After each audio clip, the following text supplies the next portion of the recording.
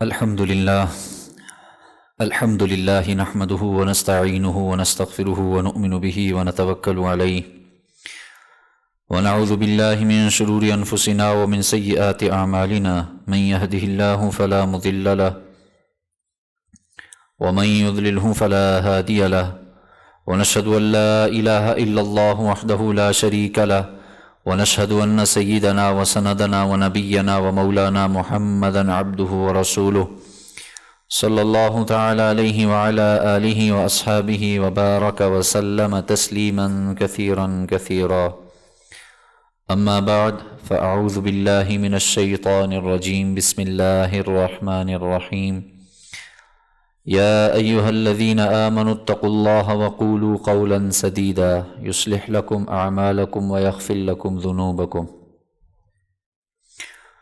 وقال النبی صلی اللہ تعالی علیہ وسلم الغیبۃ اشد من الزنا وقال النبی صلی اللہ تعالی علیہ وسلم الکیس من دان نفسه وعمل لما بعد الموت والعاجز من اتبع نفسه هواها وتمنى على الله او كما قال صلی اللہ تعالی علیہ وسلم صدق اللہ مولانا العظیم وصدق رسوله النبی الکریم ونحن على ذلك من الشاہدین والشاکرین والحمد للہ رب العالمین۔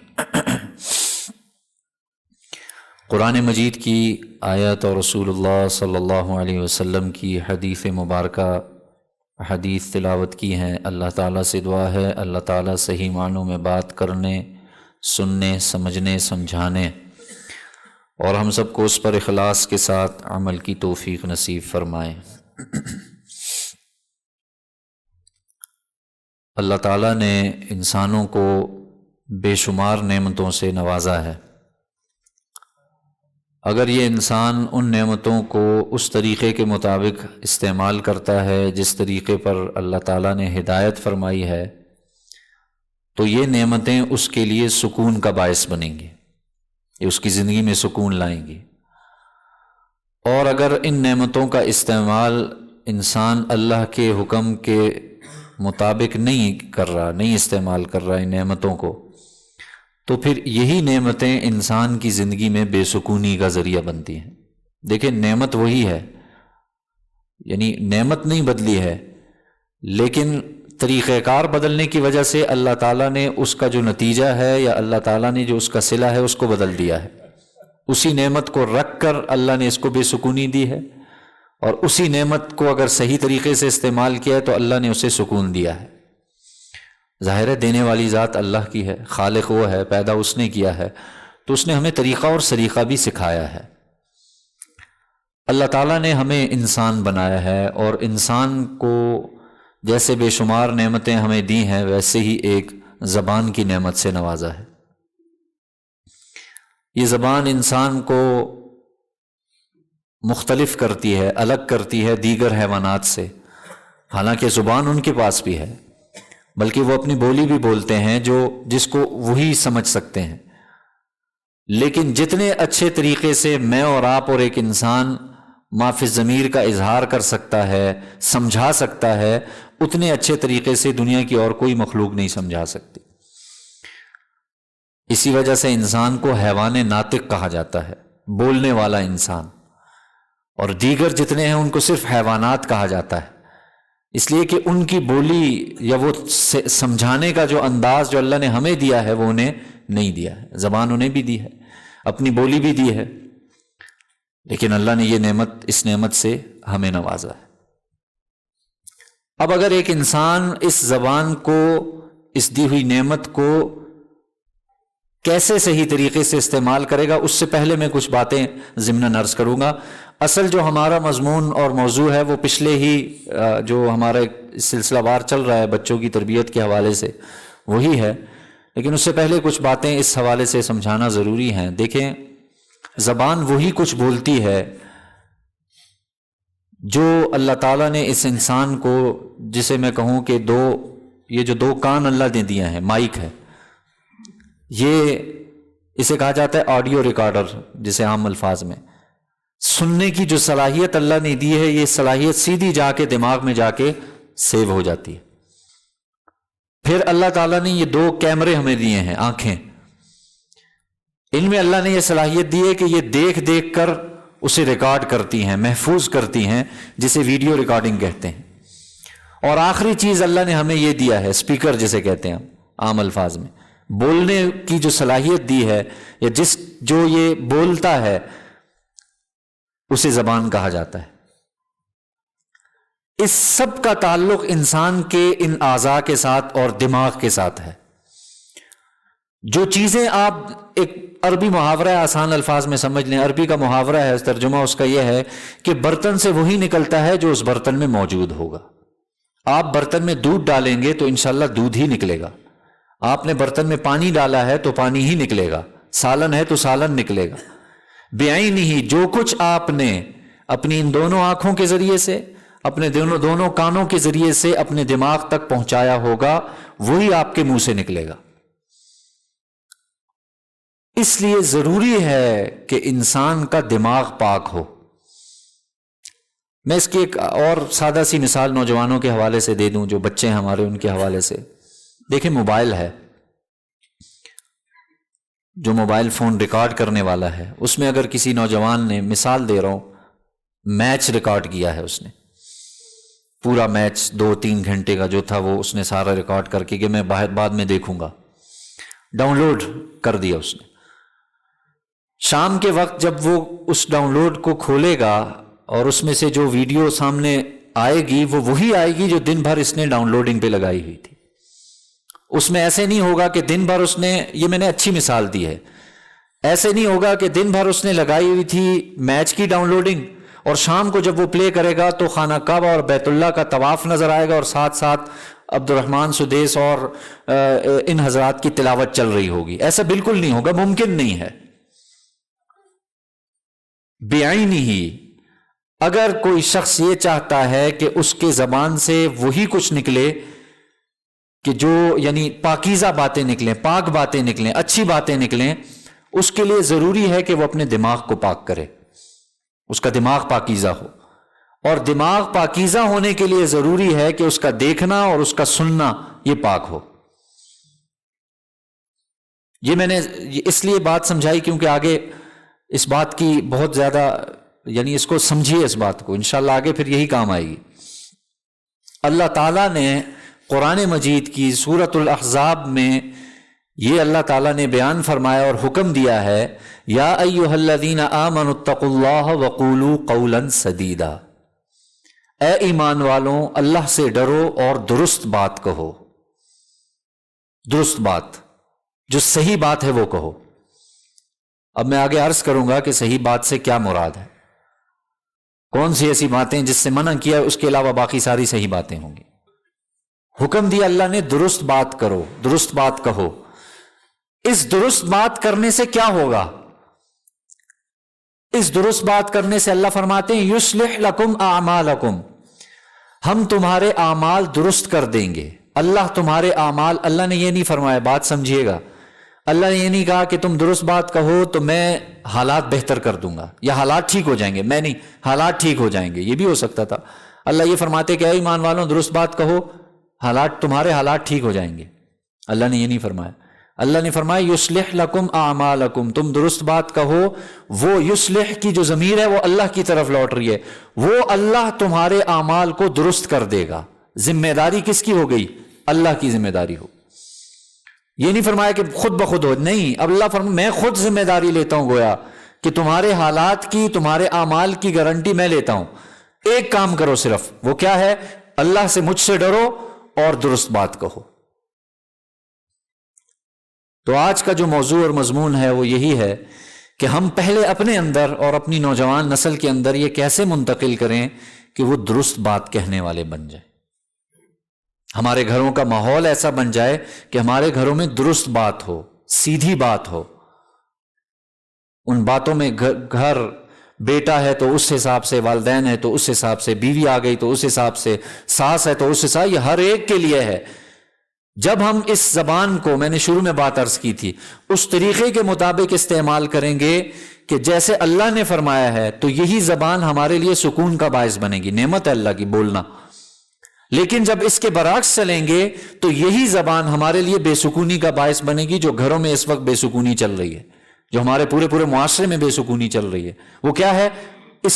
اس کے ساتھ درست بات نہیں کر رہے ہیں، جو باتیں کہنی چاہیے وہ نہیں کہہ پا رہے، اور پھر گھروں کا ماحول، گھروں میں حالات ایسے بن گئے، جھگڑا لڑائی سب اس قسم کا ماحول بن گیا۔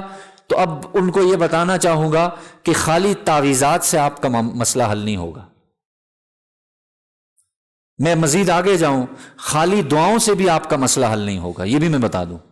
آپ مانگتے رہیں، اللہ سے دعائیں مانگتے رہیں، جب تک اس چیز جو جڑ ہے نا اس کو نہیں پکڑیں گے، اس وقت تک معاملہ حل نہیں ہوگا۔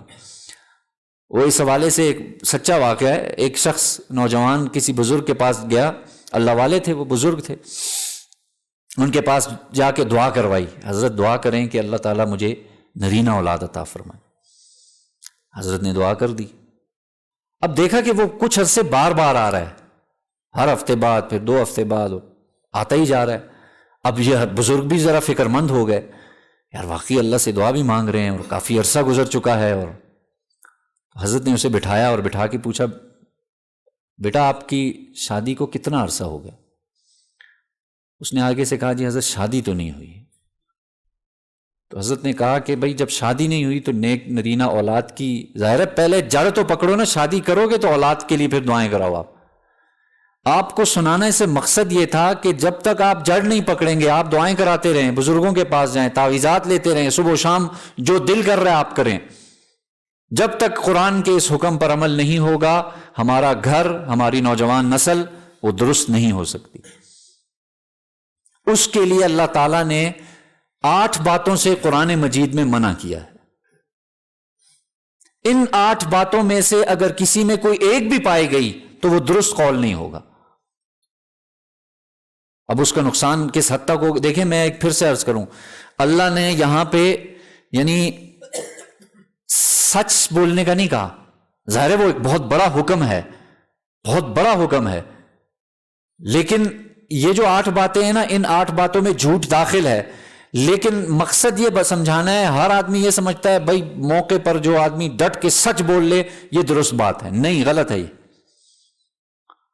یعنی اس کی تصریح لوگوں نے غلط سمجھی ہے۔ میں تو بڑا درست بات کہنے والا ہوں جی، میں موقع ہی نہیں دیکھتا، جگہ نہیں دیکھتا، میں تو جو آ گئی میں منہ میں بول دیتا ہوں، بے وقوف آدمی ہے یہ۔ سمجھیے گا اس بات کو، 8 باتیں ایسی ہیں جسے ہمیں اپنے اندر سے اور خصوصاً اپنی نوجوان نسل، جو بچے اب آہستہ آہستہ، میں نے ظاہر 7-8 سال تک ہو گئے، اس عمر سے گزر رہے ہیں، ان کو ان 8 باتوں سے بچانا ہے ہم نے ہر صورت میں۔ وہ تب بچ سکیں گے کہ جب ہم خود بچیں گے۔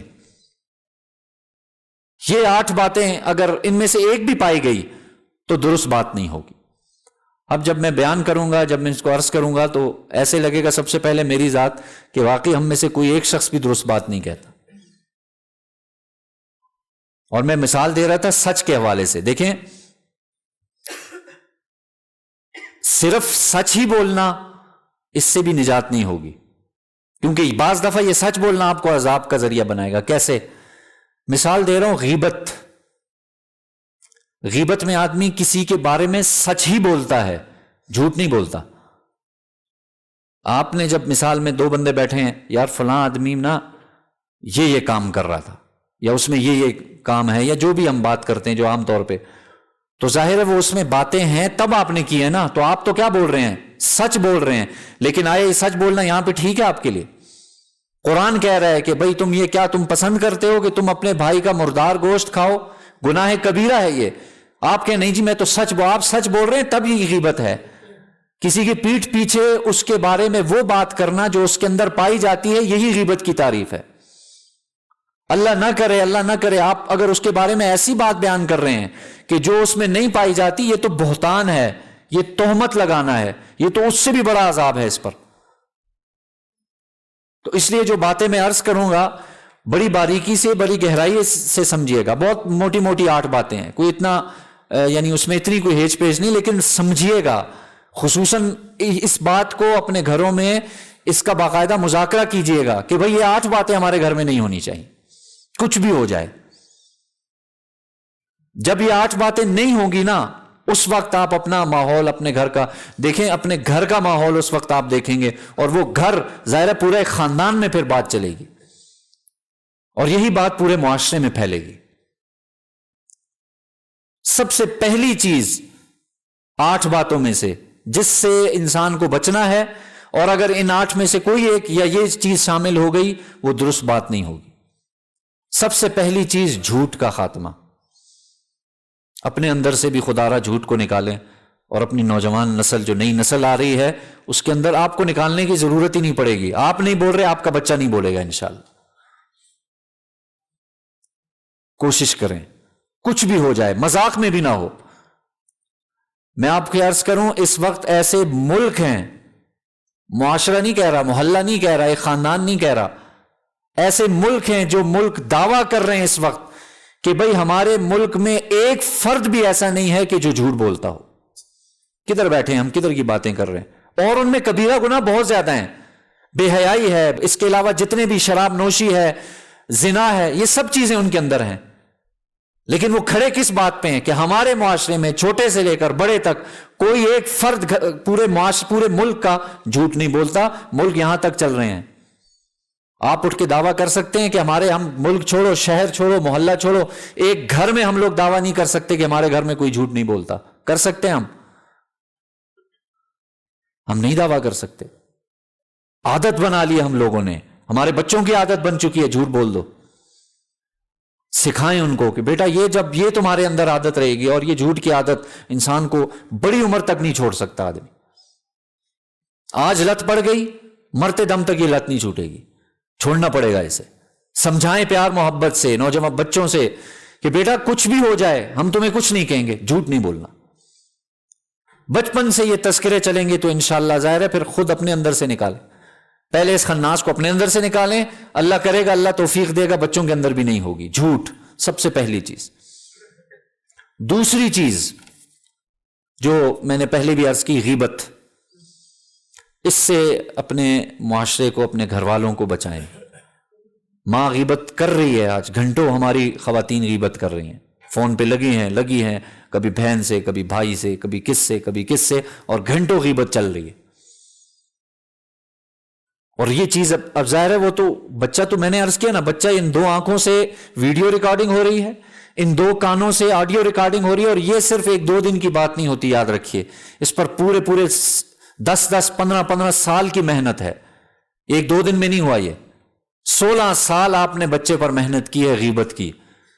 تو میں نے عرض کیا جو آپ نے برتن میں ڈالا ہے وہی برتن سے نکلے گا۔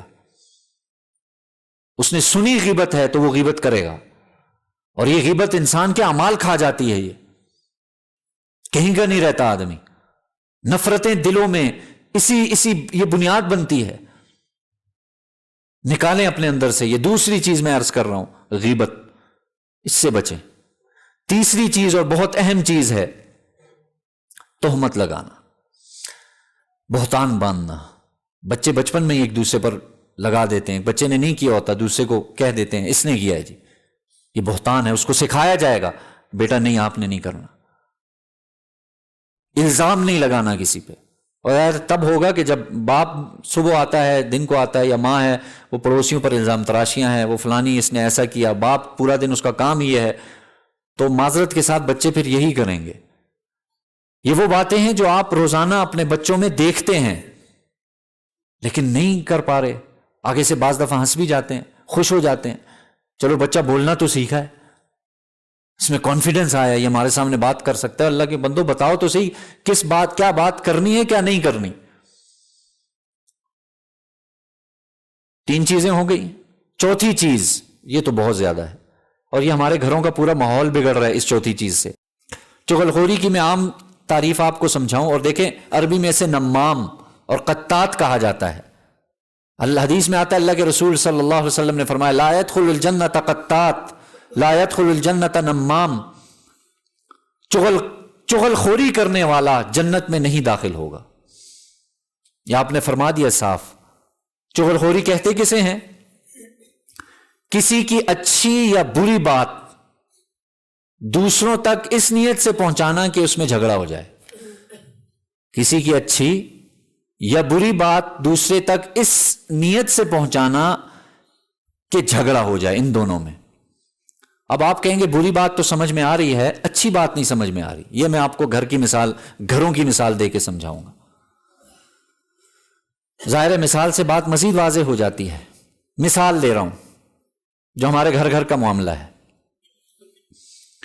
نئی ایک جوڑے کی شادی ہوئی، دولہا اپنی دلہن کے لیے، سردیاں آ گئی ہیں، وہ اپنی دلہن کے لیے ایک سردیوں کا ایک سوٹ لے آیا۔ سچ کی مثال سمجھا رہا ہوں، اچھی بات پر بھی چغلخوری اور جھگڑا بنے گا۔ دولہا صاحب اپنی اہلیہ کے لیے ایک اچھا سوٹ لے کے آئے، گرم سوٹ، اور جا کے اپنی اہلیہ کو دیا کہ میں آپ کے لیے سردیوں کا سوٹ لایا ہوں، آپ پہننا۔ یہ بات گھر میں ہوتی ہے نا، گھروں میں چلتی ہے۔ دولہے کی بہن تک یہ بات پہنچ گئی۔ دولہے کی بہن نے اپنی والدہ اور دولہے کی والدہ سے کہا کہ امی جان یا اماں جان یا والدہ محترمہ، آج دوسری محترمہ کے لیے سوٹ آیا ہے۔ بس اتنی سی بات ہوتی ہے نہیں ہوتی؟ آج محترمہ کے لیے کیا آیا ہے؟ سوٹ آیا ہے۔ آیا اس میں کوئی جھوٹ ہے؟ کوئی جھوٹ نہیں، بلکہ اچھائی بیان کی گئی ہے کہ بھئی آج اپنی اہلیہ کے لیے سوٹ لایا ہے۔ لیکن اس ایک چھوٹے سے جملے سے بہت بڑی کہانی نکل آتی ہے کہ والدہ تیرے لیے پہلے لاتا تھا، آج دیکھ اس کے لیے لا رہا ہے۔ ایسا ہی ہوتا ہے نا، گھروں میں لڑائی کا آغاز کہاں سے؟ یہیں سے ہو گیا۔ والدہ کے دل میں پڑ گئی برائی، واقعی یہ تو میرا بیٹا میرے لیے لاتا تھا، ہمیشہ سردیوں میں 2 سوٹ لاتا تھا، اس دفعہ تو یہ اپنی بیوی کے لیے لے آیا ہے۔ یہاں سے آغاز ہوا، اور یہ آپ کی جو ہے نا یہ چیز پہنچ گئی کہاں تک؟ یہ چغلخوری ہے، اچھی بات یا بری بات۔ اب آپ کہیں گے کیوں؟ اس لیے کہ اس میں اس نے اچھی بات تو کہی تھی، لیکن نیت کا فطور تھا، اس کی نیت خراب تھی۔ اس کی نیت یہ تھی کہ ان میں جھگڑا ہو جائے۔ ہمارے ہاں چغلخوری کی بنیاد ہی یہ ہے کہ بھئی نیت ایسی ہوتی ہے کہ اس کو بتاؤ فلاں آدمی تیرے بارے میں یہ کہہ رہا تھا، کیا مقصد کیا ہوتا ہے اس سے؟ مقصد یہ ہوتا ہے کہ بھئی تم اس کی خبر لو، وہ تمہارے بارے میں ایسا کیوں کہہ رہا تھا۔ یہ ہے چغلخوری۔ اصلاح کی غرض سے اگر کسی کو بات بتائی تو وہاں چونکہ نیت بدل گئی، اصلاح کی نیت آ گئی، تو یہ جائز ہو جائے گا۔ آپ نے بڑے بیٹے کو سمجھایا کہ بھئی چھوٹے پہ نظر رکھنا، اور کوئی ایسا کام کرے تو مجھے بتا دینا۔ اب اگر بڑا بھائی آ کے والد کو کہہ رہا ہے کہ میں نے چھوٹے کو دیکھا ہے، وہ ایک دوست کے ساتھ گھوم رہا تھا، وہ دوست ٹھیک نہیں ہے، یہ کیا ہے؟ یہ اصلاح کی نیت سے ہے۔ چونکہ نیت کا فطور ایک طرف اور اصلاح کی نیت سے دونوں الگ ہو گئے، تو وہی اپنے بچوں کو بتانا ہے اور خود بھی سمجھنا ہے کہ بیٹا اگر صحیح بات، درست بات چاہتے ہو جس سے تمہاری زندگی، تمہارے پورے خاندان کی زندگی بنے گی، تو یہ کام چھوڑنا پڑے گا، چغلخوری۔ یہ 4 چیزیں ہو گئی۔ 5ویں چیز عرض کرنے لگا ہوں، بہت اہم ہے، تمسخر، مذاق اڑانا۔ یہ بچپن سے بچوں میں سے نکالیں، اسے روک دیں، اسے ٹوک دیں وہیں پہ، بیٹا کسی کا مذاق نہیں اڑانا۔ آپ قرآن نے حکم دیا ہے، لا يسخر قوم من قوم عسى ان يكونوا خيرا منهم۔ کوئی اجازت نہیں ہے، گناہ کبیرہ قرار دیا ہے اس کو۔ کدھر بیٹھے ہم لوگ؟ کسی کا مذاق اڑانا گناہ کبیرہ ہے۔ یہ قرآن نے منع کیا ہے کہ بھئی کوئی قوم کسی دوسری کی مذاق نہ اڑائے، ہو سکتا ہے اللہ کے نزدیک وہ بہتر ہو۔ ہمارے ہاں بڑے سینہ چوڑا کر کے جو ہے نا مذاق اڑایا جاتا ہے، کتنا خطرناک کام ہے۔ اور یہ چیز بچپن سے بچوں میں آتی ہے۔ باپ مذاق اڑا رہا ہے اپنی اہلیہ کے ماں باپ کا، تو یہ بچہ بھی اڑائے گا کل کو۔ اڑاتے ہیں ہمارے گھروں میں، تمہارا باپ تو یہ ہے، تمہارے باپ نے یہ کیا ہے، تمہارا باپ کرتا کیا ہے، تمہاری ماں نے تو یہ کیا ہے۔ یہ ہمارے گھروں میں شوہروں کے حالات ہیں، وہ کرتے ہیں ایسا، اور پھر روتے پھرتے ہیں۔ میں نے کہا خدا کی قسم تعویذات نہیں، پورا قرآن مجید تعویذ میں بند کرو اور گلے میں لٹکا لو، نہیں ٹھیک ہوں گے آپ کے حالات۔ لکھ کے دے دیتا ہوں میں، آپ نے خود سکھایا، اس کی گھٹی میں ڈالا ہے آپ نے کہ کچھ نہیں ہوتا اس کے ماں باپ کا مذاق اڑانے سے۔ تو وہی بچے پھر بچپن میں کیا کرتے ہیں؟ ایک دوسرے کا مذاق اڑاتے ہیں۔ ایک بچی تھوڑا صحیح نہیں بول پاتی، دوسرا صحیح بول پاتے، ایک بیٹا صحیح نہیں بول پا رہا، وہ ہوتے ہیں نا بچے بچپن میں، تو وہ آگے سے اس سے ہنستی ہے، وہیں روک دیں، بیٹا آپ کو بھی اللہ نے پیدا کیا، اس کو بھی اللہ نے پیدا کیا، کسی کا مذاق نہیں اڑانا، اللہ نے منع کیا ہے۔ وہی پرانی جو شروع میں نے بات عرض کی تھی، اللہ کا خوف، اسے اللہ سے ڈرایا جائے، تب یہ ساری باتیں اسے سمجھ میں آئیں گی۔ تو مذاق اس سے بچنا ہے، خود بھی نہیں اڑانا، اور بچوں کو ابھی سے منع، بیٹا آپ نے کسی کا مذاق نہیں اڑانا، جو جیسا ہے اللہ نے اس کو بنایا، آپ کو اختیار نہیں دیا اللہ نے۔ یہ میں نے عرض کی پانچویں چیز۔ چھٹی چیز، دھوکہ، دھوکے سے بچیں، منافقت جسے ہم عام الفاظ میں کہتے ہیں۔